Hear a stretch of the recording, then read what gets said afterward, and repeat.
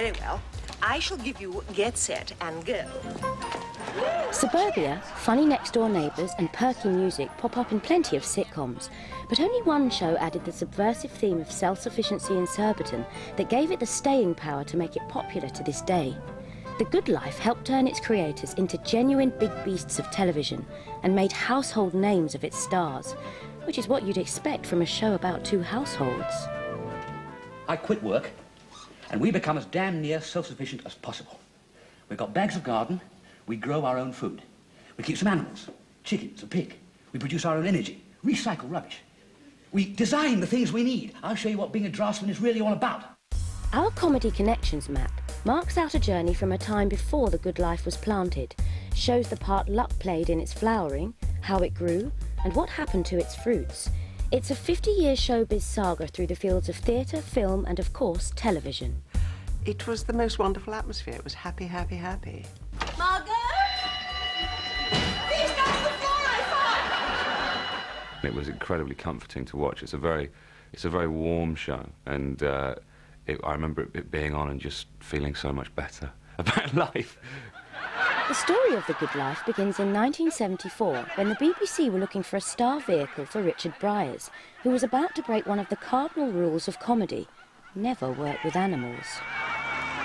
The BBC called us up and asked us in to see Jimmy Gilbert, who was head of comedy, who said, we're looking for a series for Richard Briers.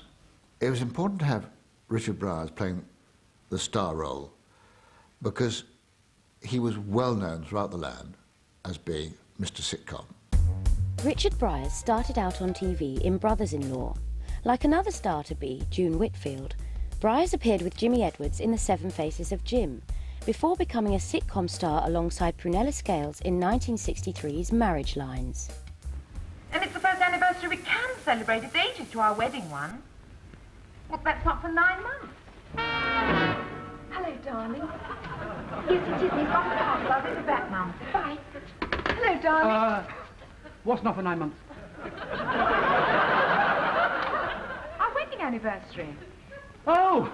We did, I think, about 42 episodes of that, which is the very longest run ever done, and that really set us up. We became sort of names then. His timing, his comedy timing is, I would probably say it's the best I've ever witnessed. It's just extraordinary. It's like a musician.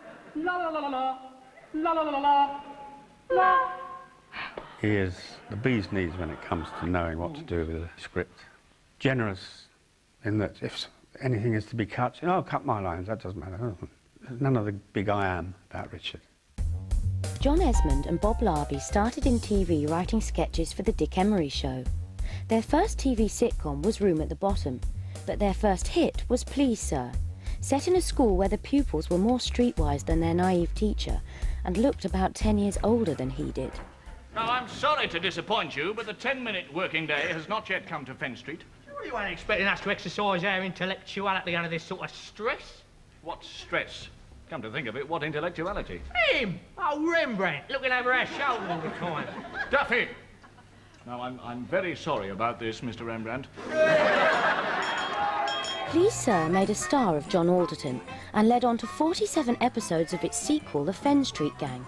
But what planted the seed for The Good Life? We started from the premise of being 40. It being one of those, oh God ages, you know, oh God, what have I done? Oh God, where am I going? It's quality of life, that's what I'm after. If I could just get it right. Take the idea of being bound to the wheel of commerce, 9 to 5, 9 to 5. The Good Life is to do with the man getting off that wheel, isn't it? I mean, if a chap really thinks this, does he do anything about it, or does he just go on moaning and work for the next 20 years? And we thought, no, let's write about somebody who tries to do something about it. Yes, as I said when you left the company, I said, of course, a lot of people think that this self-sufficiency is just a dream, you know, but here's a man with the guts and the determination to make it work. Well, actually, you didn't use those words. You said I was a mindless idiot who come crawling back in 3 weeks. Having decided on self-sufficiency, John and I thought, well, the obvious thing to do is you buy an acre or two, whatever you can afford, somewhere in the country and do it. So that provides a certain amount of comedy. But then you think, well, but it's much funnier if he does it at home.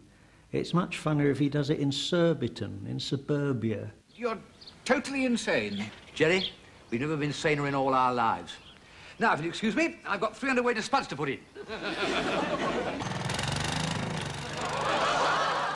The scripts when they came in were as perfect as scripts can be.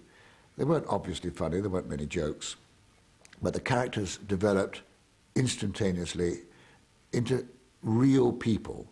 John Howard Davies joined the BBC in the 60s and produced Steptoe and Son. Oh, you dirty old man. He went on to revolutionise the sketch show with Monty Python's Flying Circus and worked on its well-behaved cousin, the Goodies. Goodies! Goodies! Take a little... So now The Good Life had its star, its writers and its producer.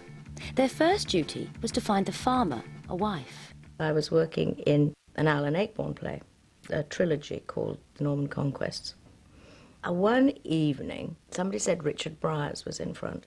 And I popped round to see her afterwards and said, you know, I do hope one day we'll work together. Absolutely not thinking I would at all.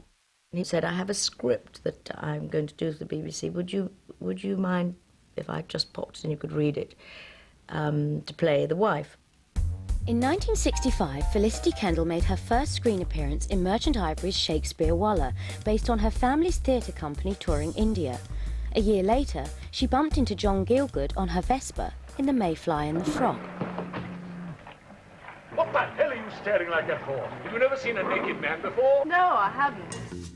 Working with the greats was perfect preparation for the role of Toki in an episode of Jason King, the 70s series where the star's haircut probably had its own dressing room. Having a desperate effect on me. I hadn't written an amusing line from the moment I clapped eyes on you. Because I'd just come from India and I had dark hair in those days, I was cast as Eastern Crumpet. Jason was lovely, and he swanned around in these magnificent caftans, looking very gorgeous with very bouffant hair. Pull.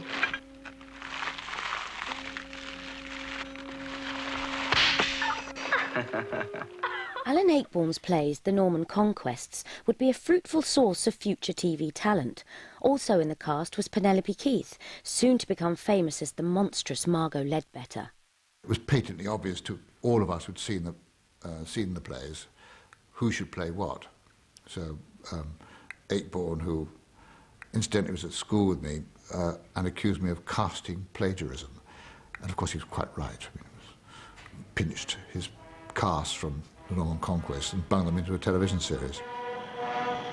Like Felicity Kendal, Penelope Keith had worked mainly on the stage, though she also took to two wheels occasionally, playing the German lesbian biker nanny in Every Home Should Have One.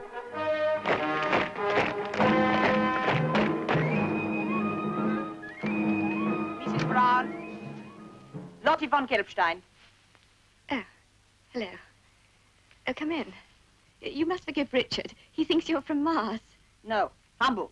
I'd done odd bits and bobs as people used to do. I'd done a Dixon of Dock Green, I'd done an Avengers, Emergency Ward 10. ATV put out so many programmes, some of whose names I'm afraid I now forget, but one worked quite consistently. As well as her small parts in The Avengers, Penelope Keith had played a bossy magazine editor in Kate, and in 1974 she appeared in the PALLISERS, playing the dominant Victorian matriarch, Mrs. Hittaway, a handy dry run for Margo. For the credit of the family, you must not consort any further with Lady Eustace. So much for her. She was absolutely right, that middle-class, slightly authoritative woman, kind of touch of Barbara Woodhouse about her, as well as a sexiness which was indefinable. I think the psychiatrist is rather dishy. They always have sort of penetrating eyes, don't they? One look and you start baring your soul. That only left Margot's henpecked husband Jerry still to be cast. My first choice was Peter Bowles, who I'd seen obviously in the West End Theatre for some years, and he plays good villains. I did shows like Danger Man, The Prisoner, The Baron, Department S, The Protectors, and always the villain. I got 6 scripts for a television series called The Good Life. But, you know, I was desperate to do theatre. And it was quite clear to me that I had to make a decision. So I chose the play. I fell back on somebody I knew of and had seen a lot of in the theatre called Paul Eddington. And it was a stunningly good second choice. Much to my delight, it worked beautifully. Surely that's... Yes, it is. It's Will Scarlett. Or is it Jerry Leadbetter in tights? Might have torn my doublet. Is that all you A smashing actor with a great gift for comedy. Again, somebody, I don't think he'd played a lot of comedy. Elegant, but an elegant actor as well. I'd seen him in the theatre and thought he was wonderful and very handsome, attractive, a ladies' man. After Will Scarlett in The Adventures of Robin Hood, Paul Eddington went on to make villainous appearances in Danger Man, The Prisoner and The Champions, before becoming Jerry Leadbetter. The cast of The Good Life was complete. I say, you feel a conga coming on? I do, I definitely do. Oh, pretty good. Come on, Margo. No, not in the act. The show had a funny situation, good writers, an expert producer and a first-rate cast. Surely nothing could go wrong. We started off quite disastrously the first day in the studio. In those days, the sets were put up overnight, and Paul Munting, the designer, had gone to a lot of trouble dressing the sets beautifully. And when we came in the following morning, all the set dressings had been stolen. Oh, Tom! We started off feeling that nothing was going to go right with the series. Oh, that's it then. I tried to hide my own abject fear and trepidation. But actually it went quite well to the studio audience of about 320 people. And they seemed to quite enjoy it. But it certainly wasn't a rousing success. I didn't go home and think, I've got a hit on my hands. I went home and thought, oh gosh, I hope it's going to be all right. First series was pretty disastrous. And the audience numbers were about 5.5 million, where traditionally a good sitcom got sometimes 18 million people watching in those days.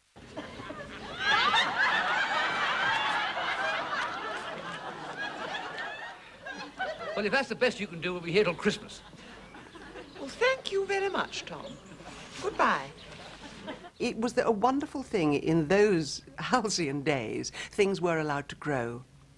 And so it wasn't instant laugh, it wasn't instant, we must be funny. The BBC, in their wisdom, their then wisdom, would persist with something that they thought had some quality, instead of just going, oh, not very good figures, drop it. So Jimmy Gilbert commissioned a second series. The show avoided being put out to pasture, and in the second series things changed. There was an ITV strike somewhere in the middle of it, which shoved it to #1 instantaneously, where it remained ever since. It just suddenly took off. It went from literally sort of 5 million people to sort of 15 million to 20 million. It soared quite suddenly. Second time around, the reviews were glowing. The best comedy series on television, delightful entertainment, and Britain's male population woke up to the delights of Felicity Kendal.